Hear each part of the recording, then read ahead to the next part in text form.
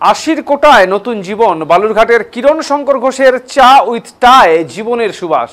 বার্ধক্যে পৌঁছলে অনেকে যখন বিশ্রামের পথে হাঁটেন, তখন বালুরঘাটের বিশ্বাসপাড়ার ৮০ বছর বয়সী কিরণ শঙ্কর ঘোষ যেন জীবনের নতুন অধ্যায় লিখে চলেছেন। তার সঙ্গী এখন এক কাপ গরম চা, কফি আর মানুষের গল্প। চা উইথ টা নামেই যেমন মিষ্টতা, তেমনি এর আবহেও মিশে আছে ভালোবাসা, উষ্ণতা আর নতুন করে বাঁচার প্রেরণা। দোকানের এক কোণে লেখা, it is always T and coffee time. যেন এই বার্তাই প্রতিদিন মনে করিয়ে দেয় জীবন কখনো থেমে থাকে না।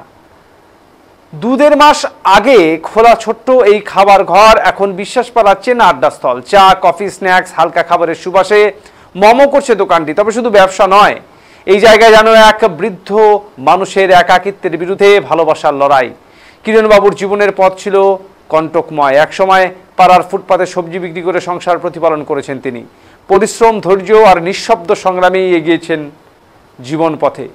কিন্তু কিছু বছর আগে স্ত্রীর মৃত্যুতে যেন থেমে গিয়েছিল সবকিছু। 4 সন্তানের মধ্যে এক কন্যা প্রয়াতা।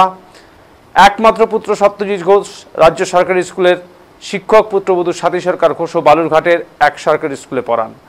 স্বাতীর চিন্তাতেই জন্ম চা উইথ টার। শ্বশুর যেন আবার হাসি ফিরে পান, সেই ভাবনাই তাকে এই পদক্ষেপে অনুপ্রাণিত করেছিল। দীর্ঘদিন কিরণবাবুর দিনের আনন্দের কেন্দ্র ছিল নাতি, যাকে স্কুল, টিউশন, নানা কাজে পৌঁছে দিতেন তিনি। কিন্তু নাতি যখন উচ্চশিক্ষার জন্য কল্যাণী চলে গেল, তখন নিঃসঙ্গতা তার নিত্যসঙ্গী হয়ে উঠেছিল। এই শূন্য বিকেলগুলো আজ আবার রঙিন। দোকানের কাউন্টারের পেছনে বসে থাকা এক ৮০ বছরের মানুষকে দেখলে বোঝা যায় জীবনের প্রতি তার ভালোবাসা এখনও অটুট। প্রতিবেশীরা, পুরনো বন্ধুরা, নতুন মুখ সবাই এসে চায়ের কাপে গল্পের সুর তোলেন।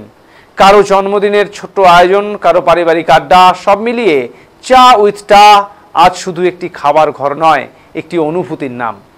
একসময় যে বাড়ি নিস্তব্ধ ছিল, আজ সেখানে প্রতিদিন চায়ের কাপের টুংটাং আওয়াজে ভরে ওঠে জীবন।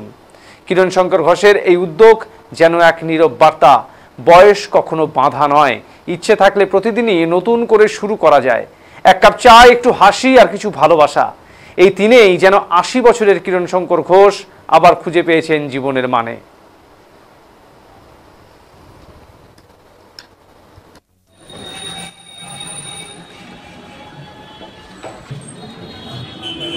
আমার সবচেয়ে ভালো লাগছে, আমার অবসর সময়টা বিভ্রান্তভাবে চলছে না। হ্যাঁ, অন্য মানুষটা আবল তাবল মনস্থ ওটা থাকছে না। আমি এখন দিব্যি 10 জনের সঙ্গে মেলামেশা করে দোকান করছি, ফুটতে আছি। এই দোকানটা কবে চালু হয়েছে? আমাদের দোকানটা চালু হওয়া পুরো 2 মাস বোধহয় হতে চলল। আপনার এই দোকান করার আগে আপনার সময় কিভাবে কাটতো? সময় সেইভাবে কাটতো না। তখন নাতি ছোট ছিল, তাকে নিয়ে স্কুলে যেতে হতো। নাতি বড় হলো, কলেজ পার করলো, বাইরে পড়াশোনা করতে। এখন আমার খুব অবসর নেই।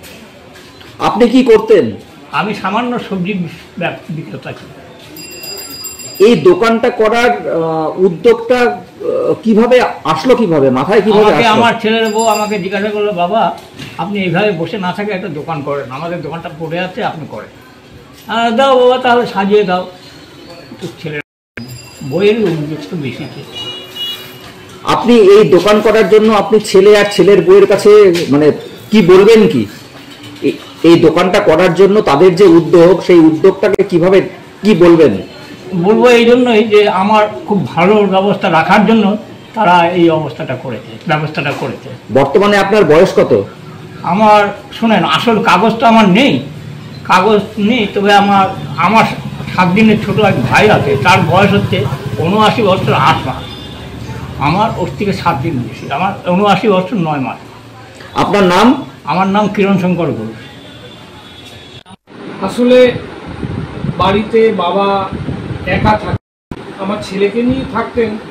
ছেলে তো বাইরে চলে গেছে, এখন সারাদিন উনি একা থাকেন, টিভি দেখতেও আর ভালো লাগছে না। তখন একদিন 3 জন মিলে বসে গল্প করছিলাম, তখনই চিন্তাধারা আসে। বাবা বলে, আমি বললাম তুমি যে বলছো তুমি করবা, তুমি কি শাটার তুলতে পারবা? বলে হ্যাঁ হ্যাঁ, এটা কোনো ব্যাপার না। তা আমি একটু ভয় পেয়েছিলাম, বাবার বয়স হয়েছে। তবে দেখছি বাবা দোকান করে বেশ সুস্থ আছে, এবং বয়সের তো একটা ব্যাপার থাকেই।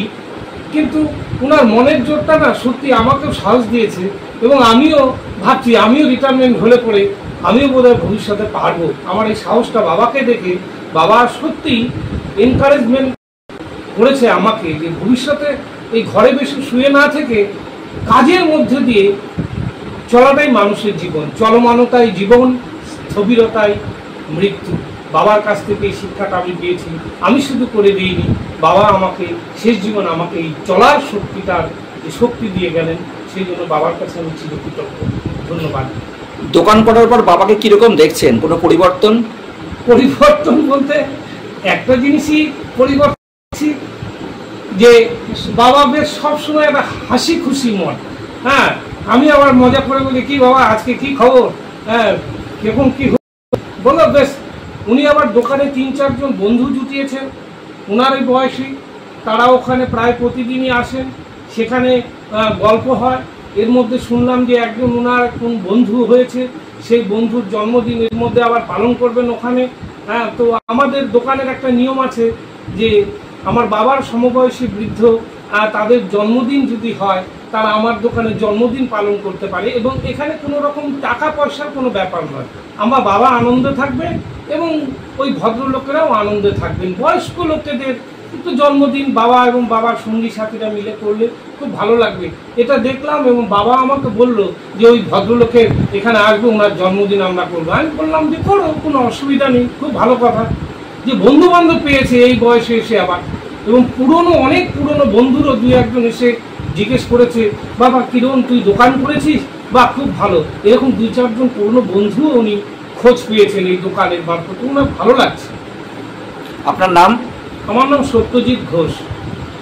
আপনি কি করেন? আমি শিক্ষকতা করি। এটা ভাবতে শুরু করি, মানে এটা বলতেই হবে যে বাবার অবসর জীবনের জন্য। মানে প্রথম সূচনাটা হয় যে আমার ছেলেকে নিয়েই বাবার অবসর সময়টা কাটত। তো ছেলে চলে গেল হোস্টেলে, তারপর বাবা একা হয়ে পড়লো, আর আমরা দুজনেই স্কুলে সারাদিন। এবার স্কুল থেকে ফেরার পরে বাবা যখন আমাকে বেডটা খুলে দেয়, একটা কথা প্রায় বলে যে আমি বাবা সারাদিন শুধু শুয়ে বসে আর কত কাটাবো, কত আর টিভি দেখবো। আর মাঝে মাঝে দেখি বাবা, মানে কি বলবো, মন বেশ খারাপ থাকছে বাবার প্রতিনিয়ত, যে একা একা থাকা। তো সেইটা থেকেই ভাবতে শুরু করলাম যে বাবাকে কি করে খুব ব্যস্ত রাখা যায়। এই বয়সে খুব ভারী কোনো কাজকর্মে নিযুক্ত হতে পারবেন না, আর আত্মীয় স্বজন সবার বাড়িতে বসেই বা কী করে সময় কাটাবেন, সেসব দিনে তো আজকাল নেই যে ওর বাড়িতে আত্মীয়তা করে বেড়াবে, এরকমও চলে না এটা এখন আর। তো সেই জন্য ভাবলাম যে ছোট্ট একটা পরিসরে যেখানে বাবা একটু সারাদিন সময় কাটাবে, 10টা লোকের সঙ্গে উঠবে বসবে কথা বলবে, এরকম কোনো একটা কিছু ভাবনা চিন্তা করা যায় নাকি। তো সেখান থেকেই আমার এই দোকানে মানে ভাবনা আর কি আসছে যে বাবার অবসরের সময়টা একটু ভালো কাটে। এখন আমরা দেখতে পাচ্ছি যৌথ পরিবারগুলো ভাঙছে, এবং সেখানে ছেলের বউ তার শ্বশুর মশাইয়ের জন্য চিন্তা ভাবনা করছেন, এই সমস্ত জিনিসগুলো আস্তে আস্তে কমছে আর কি। তো সেদিক থেকে দেখতে গেলে আপনি এই বিষয়টা যে ভেবেছেন, এই বিষয়টা কি মানে প্রথমে এরকম করে আপনার শ্বশুর মশাইকে সঙ্গ, যাতে উনি দোকানের মাধ্যমে যাতে ওনার সময়টা কাটে, শুধু সেটাই উদ্দেশ্য, না ব্যবসায়িক ভিত্তিতে আপনি দোকানটাকে করার উদ্দেশ্য?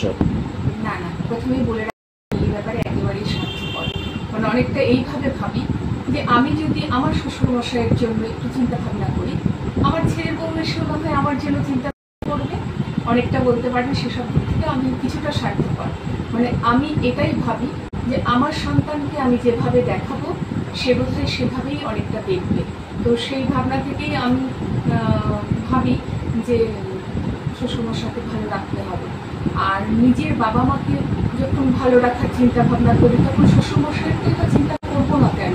আর এটা তো আমি দূরের কেউ না, আমি যাকে নিয়ে সুখে শান্তিতে সংসার করছি সে তো তারই সন্তান। তো তার কথা চিন্তা করলে আমার তো মনে হয় না এখানে আমি খুব বৃহৎ কোনো কাজ করেছি। আমি তো আমার ঘরের কথাই ভেবেছি, এটা এমন কোনো বড় কাজ বা বড় চিন্তা ভাবনা আমি ভাবি না। আমি শুধু এটুকুই বলবো, নিজের সংসারকে সুখে শান্তিতে সমৃদ্ধিতে ভরিয়ে তুলতে এরকম ছোট ছোট চিন্তাভাবনা যদি সবাই করে তাহলে বোধহয় সমাজ সেবা করার সেগুলো দরকার পড়ে না। দোকান করার পর উনি এখন কেমন আছেন, কেমন দেখছেন ওনাকে? খুব ভালো আছে, মানে কি বলবো, উনি সত্যি খুব ভালো আছেন, সারাদিন দোকান নিয়ে কাটছে। যদি কোনো সময় বলি বাবা শরীরের যত্ন নিতে হবে, কিন্তু এইভাবে এতটা সময় দিচ্ছেন, একটু দেরি করে যান আর একটু রেস্ট করুন। যেমন স্কুল থেকে ফেরার পরে দেখছি বাবা চলে গেছে দোকানে, তো বলে যে না বাবা চলে যাবে, ওখানেই আমার ভালো লাগে, একা একা এইভাবে সময় কাটানো হচ্ছে, ওখানে বসে আড্ডা মারি, আমার কথা হয়। তো সেসব দিক থেকে বাবা খুব ভালো আছে। পুত্রবধূ হিসাবে আপনি যা কাজ করেছেন সেটা অভিনব কাজ। তো আধুনিক যুগের যারা পুত্রবধূ যারা হবেন বা হয়ে আসছেন তাদের উদ্দেশ্যে কি বার্তা থাকবে আপনার? আমি প্রথমেই বলি যে এটা বড় কাজ নয়, হ্যাঁ অভিনব বলা যায়। তাদের উদ্দেশ্যে আমার মানে পুত্রবধূদের উদ্দেশ্যে আমার এটাই বার্তা যে বড় করে অনেক কিছু ভাবতে হবে না, নিজের সংসারটুকুতে আমরা যাদের নিয়ে বাস করি তাদের মুখের দিকে তাকাতে হবে, তারা সুখে শান্তিতে কতটা আমার জন্য একটু ভালোভাবে থাকতে পারবে, এইটুকু ভাবলেই সব ভাবা হয়ে যায়। আমি শুধু এইটুকুই বলবো যে আমরা যাদের নিয়ে বাস করছি তাদের দিকে একটু তাকিয়ে সবাইকে নিয়ে ভালো থাকবো, এই চিন্তা ভাবনা